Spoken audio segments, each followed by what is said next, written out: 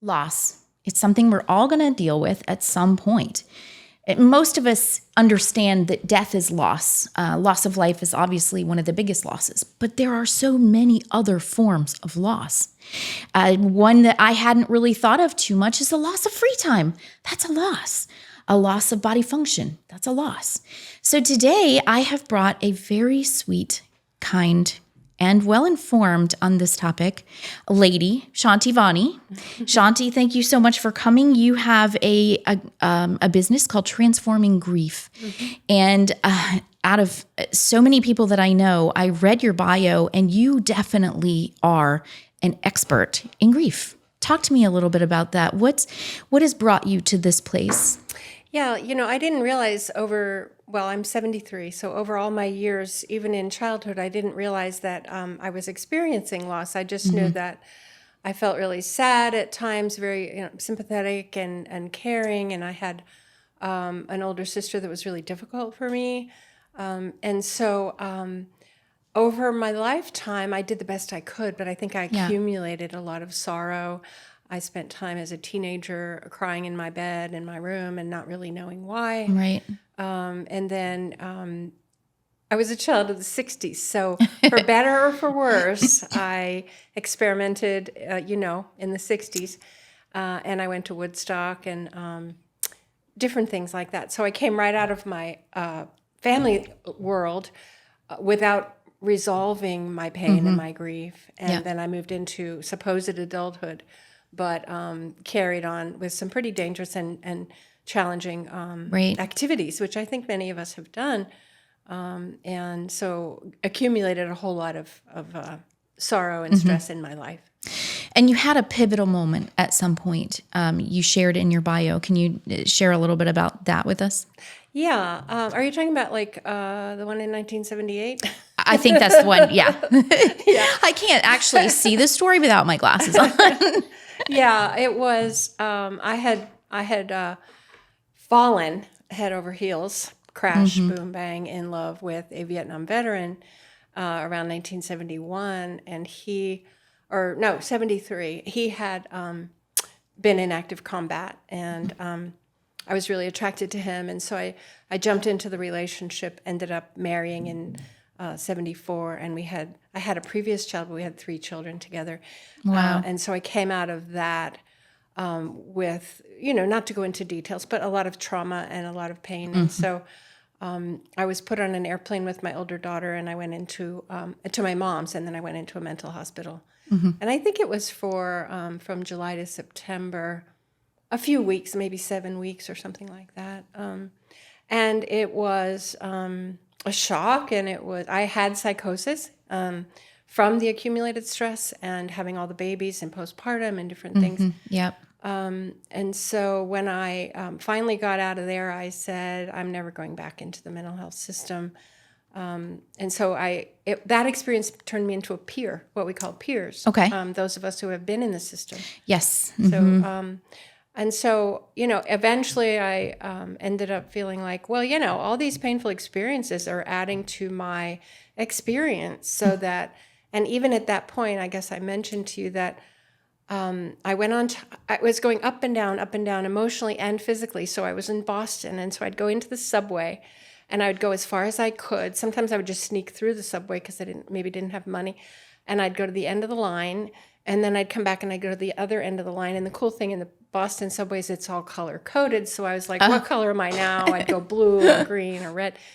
And then I didn't tell you this part, but I got locked into the subway like Charlie on the MTA at midnight one night because I'd gone as far as I could go, and then I came back and there was no one there. And so I had to yell out and get some officer to come and open for me. But there at the Boston Common, I went into a building, and I went way up to the top, and I went up onto the roof, and I wasn't suicidal or anything like that. I just kind of laid down and peered over the edge, and I took a tiny little pebble off the roof, and I just dropped it maybe 8 or 9 stories down, and I felt like, I wonder where this pebble's going to drop and who will know. Or we all have this impact on each other. Every little action has a reaction. Yes. Yeah. And but I also felt kind of magical in my psychotic state. And I felt like, wow, this is amazing. Someday I'll be able to help somebody else. And I really kind of worked on pulling my life back together After that. slowly, because it was 78. And then I moved to Gainesville in 79. And I found my comfort home place, and I never left here. Oh, that's wonderful. But yeah, maybe someday I can help someone else. Yes. And so you have. You did put together a list of 82 losses and life changes. And some of them, when I read through, they really made me stop and pause, because they are losses that you experience. Right. As we age, we are losing body function. You're losing your youth and your vitality. And for some people, that's a very big loss. And your freedom, like at some point they like I let my mom drive and I shouldn't have, maybe. And then finally, when the neurologist said, "Whoa, are you still driving?" And I said, "Yeah." And he said, "No more." And that was the last. Yes. So you lose your abilities. And every day as we're aging, especially, or if we're in illness or other problems, be it depression or something, if we're spiraling down, we experience this sadness, but yet there's not a way to verbalize it or share it, or people are patting you on the back like, "Oh, it'll be okay. It'll be better tomorrow." Even when people are dying of cancer, people are telling them, they're having magical thinking and say, "Oh, you know what? Your grandma lived to 93. You will too." And so we deny the inevitability of this thing we call death. Yes. And that's one of those things that you mentioned is something that people talk about a lot. Is the insensitivity, the things that we say to people that are facing loss or they're going through the loss currently. Can we talk about that a little more? Yeah. And, the thing is, when I talk to people about it in my classes or in my sessions, I'm like, look, this isn't to make you feel shameful or guilty or bad for saying these things. Look, first of all, we all have said these things. We are all in awkward moments. We've all done it. Yeah. So it would be... she's in a better place, the obvious, ones. And I call these the dumb things people say. Yes. We say. Yes. And I have to sometimes catch myself, like, even and you're even an expert. Stuff, right? So, and especially, for example, if someone has a miscarriage or a stillbirth or loses a child, you're young. You're 28. You can have more children. That does nothing. That's devastating. That does nothing for the child that you lost, and it discounts it. Discredits your experience. So we feel dismissed, and then we're like, "Oh, let me just go home and shut the door and shut everybody out, because these people, even though it was my friend and I liked her and I trusted her, look what she did." And when that's going on, you don't know how to respond. You're completely blindsided. You're already suffering, you're in shock, and then you just shut down. So the message you're getting, just unwittingly, is, I better not share because it doesn't work for me. So you might, and then friends leave. I've heard people are amazed that even their friends at church or other people, they just don't even call them when the husband dies, or everybody else is, doing whatever they're doing, and now you're alone, and they don't get calls, and they just feel abandoned on top of the grief. I mean, there's so many things. And I often say, around the place of death, everybody gathers, and it's this big deal, and everybody's pushing to be there. And then after the funeral, at some point, everybody goes home. Everybody else goes back to life, and you're there, left with this feeling, this ache and a feeling of grief. Right. And a lot of people will say, "Well, what does this ever end?" And what do you say to them? It's different for each person. And this intensity now may subside, or probably will over time. But time just doesn't take care of it. Don't think that, time will tell, or time will take care of it, because you have to take certain actions and activities and choices and decisions in the time. So receiving the appropriate support is so important. And, I just love doing this because it seems so common to me, now I'm very familiar with it, but it's all new ideas to people that I'm in contact with. Yeah. And like a week ago yesterday, I got a call from a friend. And we had been in the Alzheimer's caregiver support group together, because our people were at Al's place in the past. And she's like, my son's been had a heart attack June 2nd. He's been in a coma. He's not responding. What do we do? So I met with the mother and the sister because they were not the ones in charge, but they needed to settle their feelings about some things that were going on in the family. And nobody's wrong. You know, if one family member is just trying to keep the person alive, and the other family member's like, all right, already, let's let him go. No one's wrong. Right. Yeah. But sometimes they need someone to come from the outside of the family dynamic to be able to kind of help settle their feelings a little bit.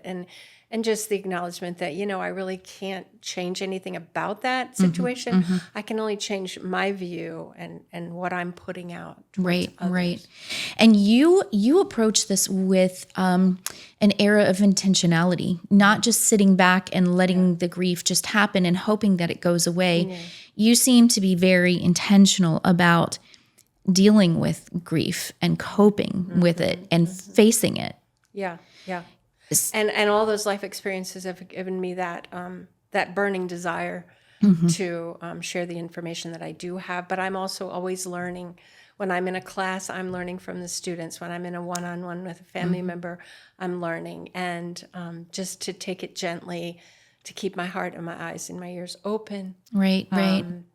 So, yeah, but it is. And you know what?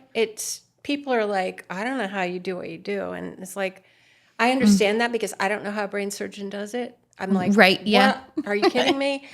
But you do have to be really crystallized. You have to be sort of like a diamond, like clear, because you don't know what's going to come at you. And you've got to be ready to, on the other hand, be flexible. Right. Just be like, I do improv at the senior center on Mondays. And you got to be able to improvise your way through and have the open kind of beginner's mind. Like you don't know what another person's thinking, feeling, going through. Yes. So it takes a certain balance of like, you know, strong and yet fluid. Right. So you do a lot of grief counseling and at any level, really. I mean, you can have a young mom who's feeling like she's giving up her free time, which is I thought was super interesting. Or you could have a senior that's feeling like I've had a stroke and now I've given up control of my body. And that's another huge grief aspect. But let me just correct you for 1 second because I don't use the word counseling or therapy. Oh, what do we use? Because I don't have a degree in those areas. Okay. So it is a transforming grief specialist. Okay. So specialist and that is term. in your flyer. I'm not a coach either because I think of coaches as telling everybody what to do. Yes, right. But you also specialize in end of life, right? So, you know, we think about babies that are born, and a doula is a great cheerleader and a champion, and we think this is a happy time and it's great. We're going to bring them on board. But I've also realized, as I've been in the senior care industry, that end of life also needs champions. They need people to come alongside and help us to guide through those last days. I'm in hospice now because I'm very passionate about that. I feel like the end of life should be good. That's right. We all say we want to die in our sleep at some point. And in reality, that doesn't necessarily happen without the help of hospice, grief specialists, people that are coming in to come alongside and help out with that. So that is part of what you do, right? Yes, I am trained as an end-of-life doula. Yes. But end of life isn't always in old age either, because I've had 2 great-grandchildren who have died before they were 2. Oh, wow. And those sudden ends of young life is also part of end of life, which is why grief fits in everywhere. It does. It does. During, any after, age. Yeah. You know. Yeah.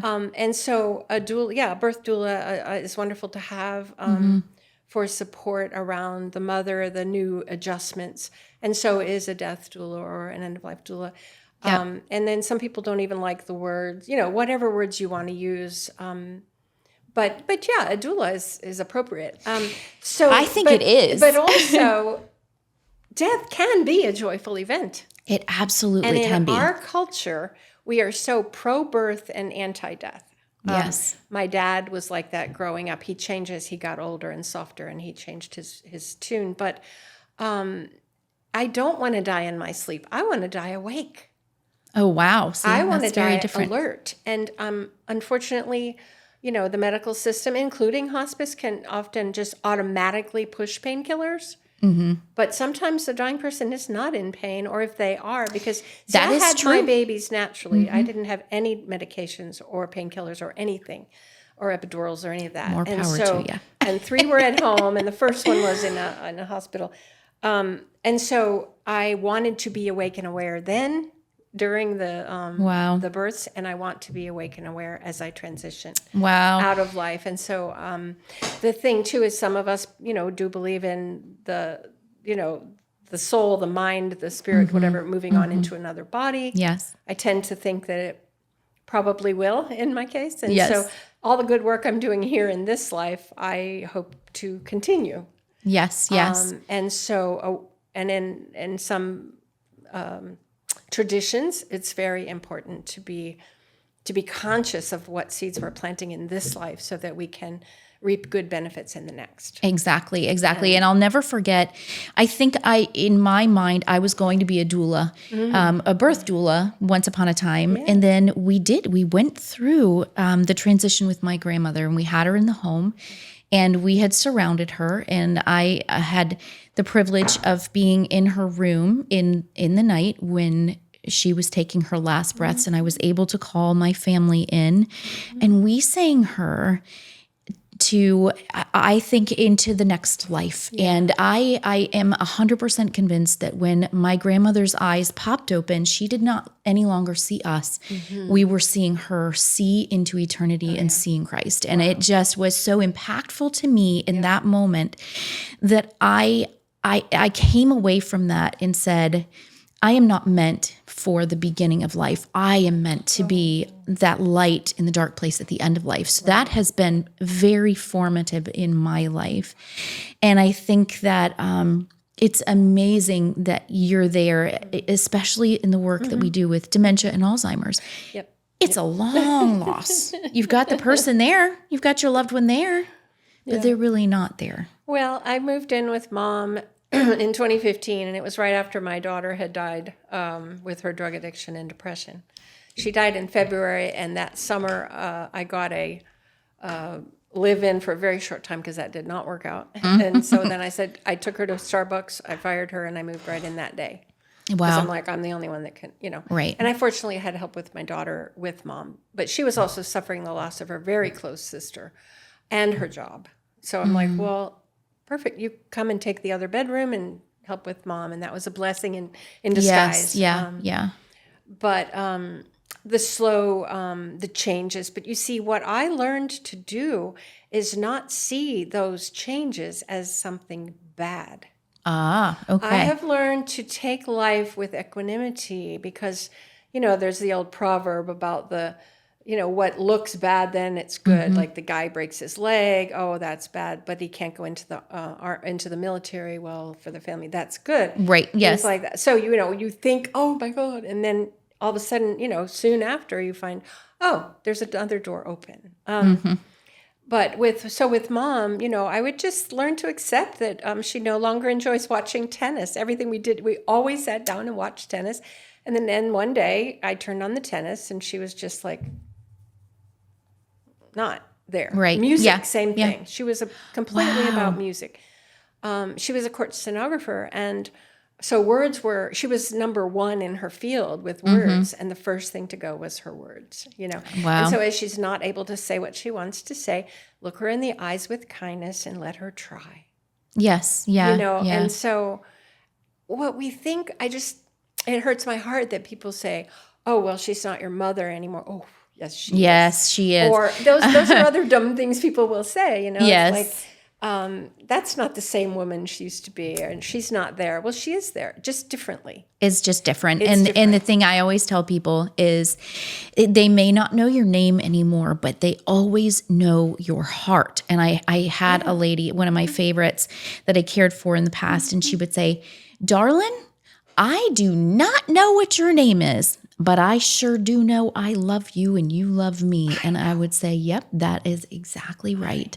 And it wasn't that she knew me all her life. We only knew each other a couple of years. Well, now is all we have. But this moment. she always knew my heart. And I say that your Alzheimer's loved ones, they still know your heart. Yes. Whether they can express it through words verbally or not, they still know your heart and they feel your love. And, family isn't always the strongest connection, it's not to say always. the least. Exactly. And so, there's history and there's messes and bad feelings or whatnot. So, I mean, if you really think about it, we're all the human family. Like, family is who you make it. Like, for some, it is extended definitely. Family and friends are their people, and their parents or other siblings they don't even talk to. And that's okay. Yeah. I had to become okay with it, as okay as I could be in my own family, with allowing for distance and just, so it's really, it's an amazing field. And then when I teach my classes, I encourage people to be interested in learning how to teach this stuff.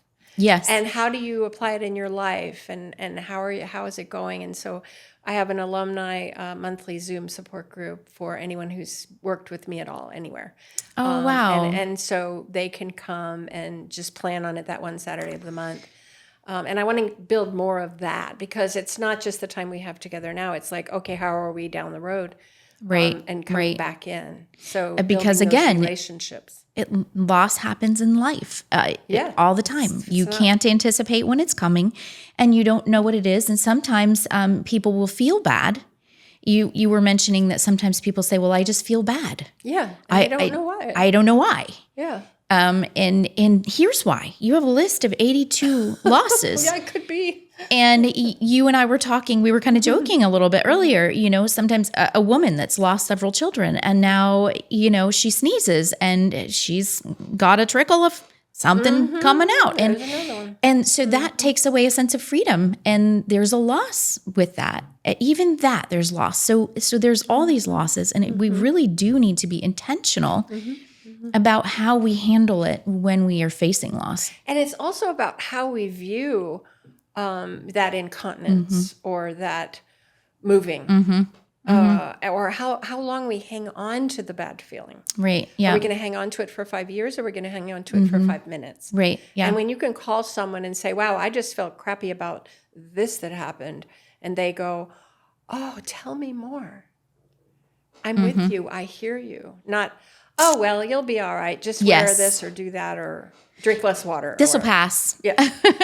Yeah. So it's really, it's endless. It's endless and infinite, the amazing results we can have. For sure. And as humans, we want to solve things. But sometimes the best thing to do is to say, tell me more. I'm here. Yeah. I'm listening. Yeah. And I'm not leaving. Yeah. And then, you have your boundaries as well. And if you say you're going to do something for someone, do it when you said you'll do it. Because abandonment and people not being dependable is compounded when there are times of loss. I have I've been called to the bedside of a 19-year-old girl who died in her sleep, and the sheriff was already there, and I spent 6 hours with the family, and they didn't know what cremation to call or what to do. Anyway. Right. Yeah. Because that was and so so sudden. You're sort of like a concierge, like, you just, oh, well, what about this? Well, I just happen to like this cremator. Or do you know about Prairie Creek or, the conservation cemetery? Just being able to have all that information and knowledge available, and not give people more than what they want, or not try to direct the show. Yeah. Yeah. It's a blessing. It is wonderful. And if people want to find you, they can find you. I'll leave a link so that they can find you here locally in our area. I do know of another incredible end-of-life doula that is in the Ocala and down in the Villages area. How does one find someone like you, though, if they are not in this area? Well, interesting you should ask, because the Florida End-of-Life Doula Alliance, I am the interim president and the founding member. Okay. And it is the first that we know of statewide organization of end-of-life doulas. And I started planting the seeds for this back in basically as soon as I got my training in 2018-19. We had our first meeting in 2019 or 20. Anyway, our website is up. It Okay. is FEOLDA.org. Okay. And the And I'll .org leave. is because we just got our nonprofit status Oh, wonderful. last month. Wonderful. Or in June. And our doula directory is about to be launched. Okay.